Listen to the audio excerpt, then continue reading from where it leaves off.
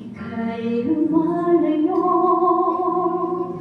pagkat ang nais mo'y matanggap, ngunit di mo natanto na ang tahanan ay unahin.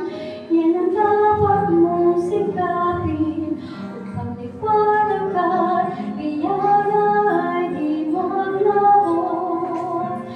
Nililipot mo ang buong mundo,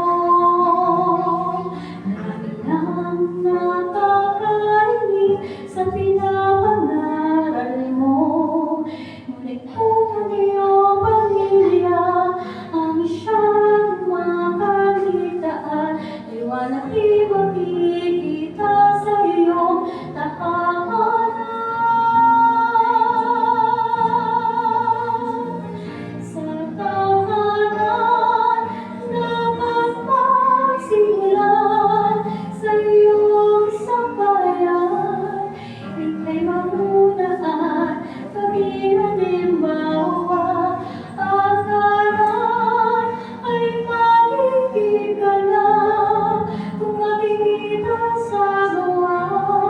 Bago mo pa ito ibahagi sa kapwa, upang magnindig, makita ng sanlibutan, katotohanan ay sa buhay, iwan dapat magulang sa iyong tahanan.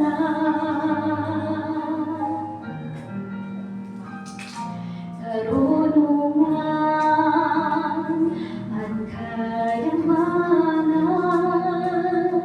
lahat na yan ay iyong makamit kung ang pag-ibig ay kulang. Katotohanan man ay iyong batid kung ang buhay mo'y di matuwid. Lahat ng ito'y pawang walang kabuluhan.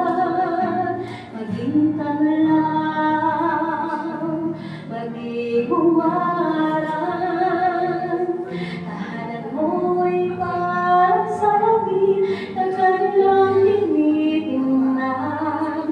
Ikaw na iyong maging ina, o kahit na anak pa man. Sa tahanan mo ika'y mayroong katungkulan. Sa tahanan dapat magsimula, sa iyong sambahayan ika'y mamuna at maging halimbawa. Ang aral ay magiging ganap kung magiging